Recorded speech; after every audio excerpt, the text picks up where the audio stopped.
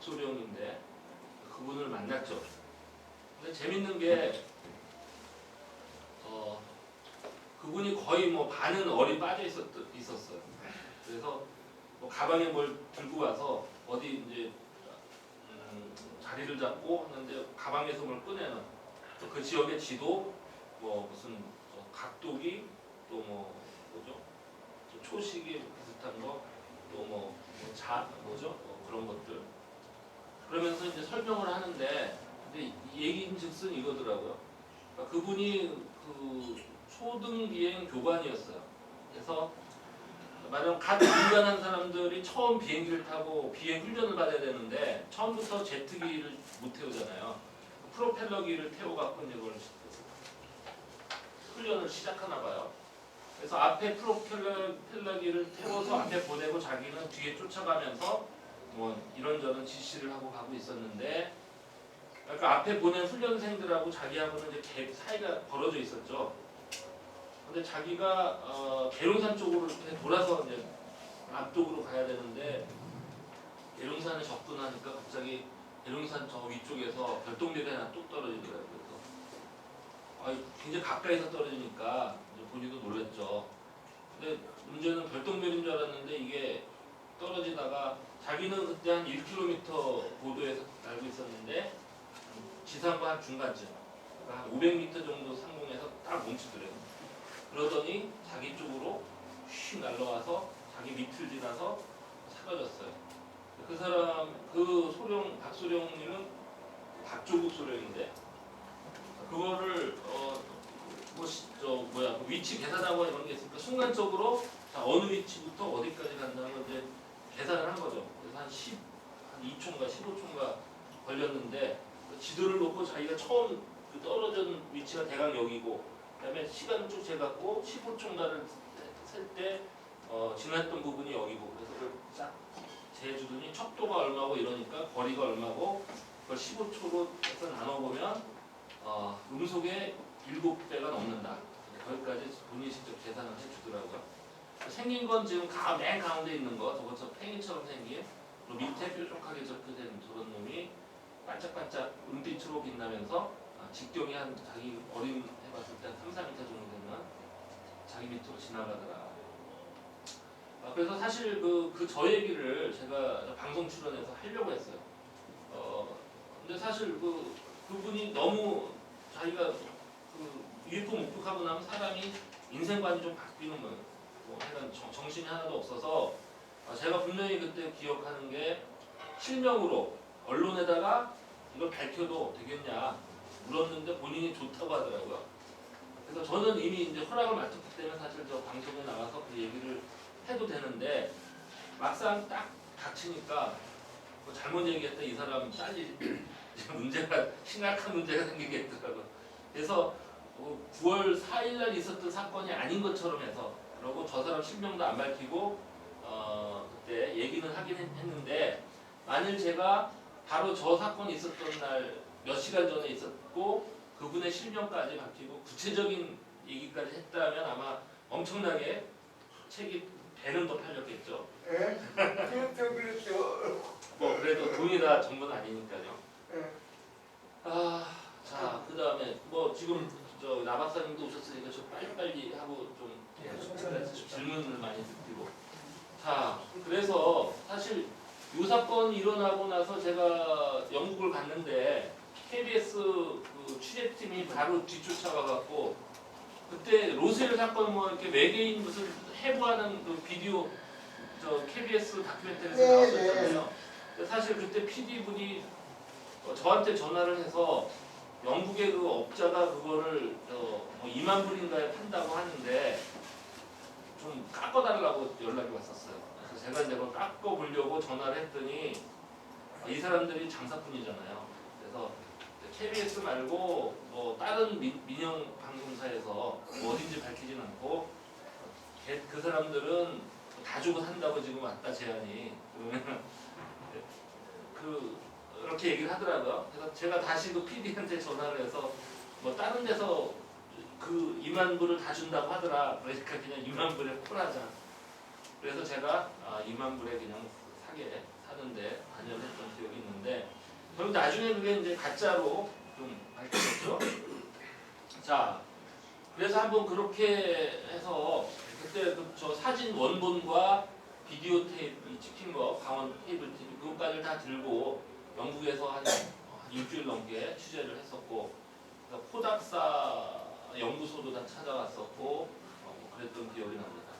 그러고 나서 한 1년쯤 후에 근데 그때 당시 그 PD분한테 제가 이제 영국에는 미스터리 서클이 또 요새 한참 난리다 그 얘기를 했더니 다른 PD를 보냈어요. 그 다음에. 그래서 제가 거기도 또 쫓아다니면서 한 일주일 동안 취재를 하는데 협조를 했던 기억이 납니다.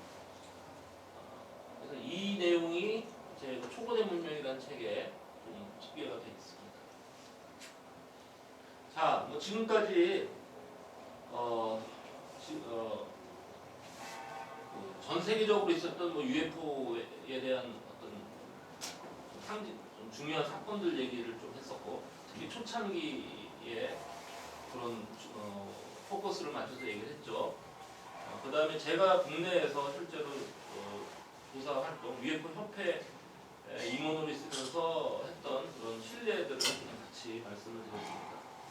그래서 처음 제가 시작했을 때는 UFO는 좀 신화적인 뭐 이런 쪽으로 해서 좀 나름 학자연하면서 멋있게 책을 좀 무게를 잡아서 이렇게 좀 써서 해보자 그런 생각으로 시작을 했는데 막상 뚜껑을 열고 쭉 보니까 이건 뭔가 그렇게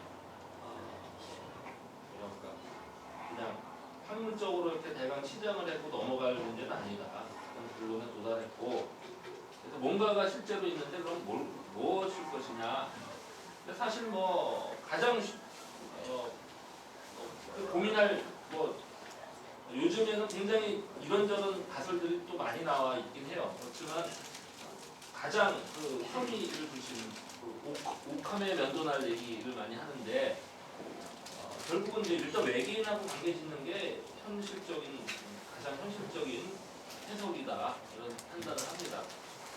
그러니까 사실 그 외계인이 우리 지구에 오냐 안 오냐 이 문제는 UFO 얘기가 나오기 전부터도 있었던 얘기고요. 그 중에서도 저 페른이라는 사람 굉장히 유명한 물리학자인데 그 원자 폭탄 만드는 데서도 굉장히 결정적인 기여를 했죠.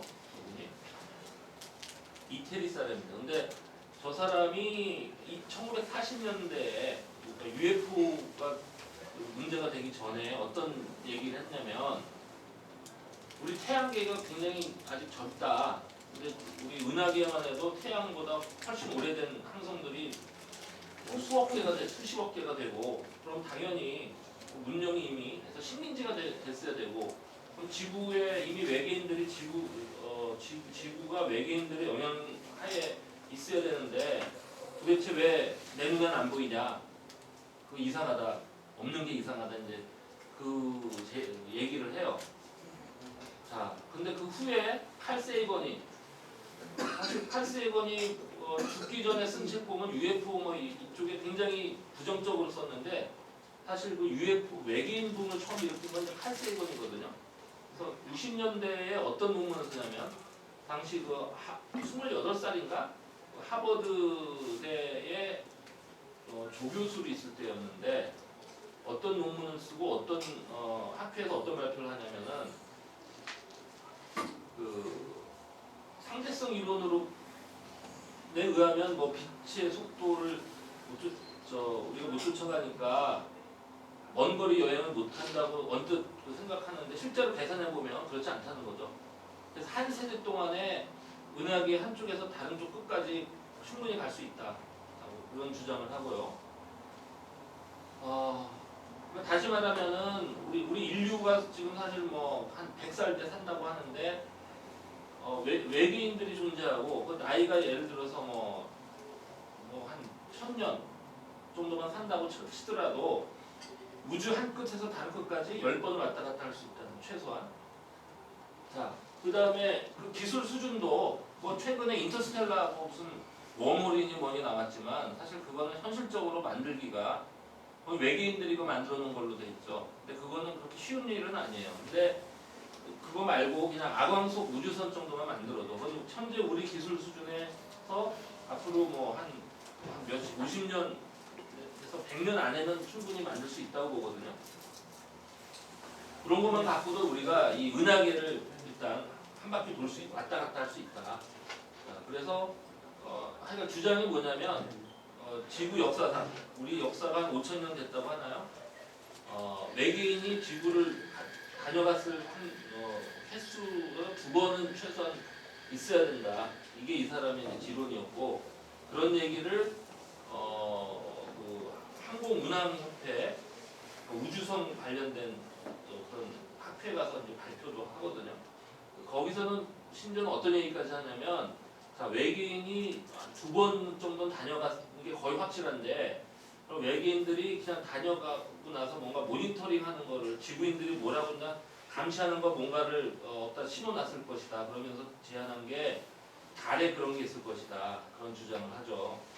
그래서 저 사람의 아이디어가 2001년 스페이스 오디세이 영화에 반영이 되죠. 거기에 뭔가 발견되고 인류를 뭐 이렇게 자극해서 뭐 어쩌고 하는 저랬던 사람이 나중에 가서는 이제 그리고 실제로 아까 제가 말씀드렸던 그 하이네크 박사하고 같이 둘이 쌍벽을 이루어서 그 미국의 미 공군의 UFO 연구 조사하는데 기여를 했어요. 저 사람도. 근데 하이네크 박사는 나중에 가서 UFO가 진짜 존재하고 이건 어떤 외계 지구상의 어떤 기술이 아니라는 쪽으로 확 돌아섰는데 저 사람은 계속 딴지를 걸죠. 자, 그래서 하이네크 박사하고 저 사람이 미 공군 프로젝트가 끝나고 나서도 미국의 그 유명한 쇼가 있잖아요. 뭐 어떤 쇼죠? 뭐 자니 카슨 쇼인가? 뭐 이런데 자주 불러다녔어요. 왜냐면 재밌잖아. UFO 사건이 그 후에도 계속 주기적으로 발생하니까 그럴 때마다 이제 여러 유명한 앵커들이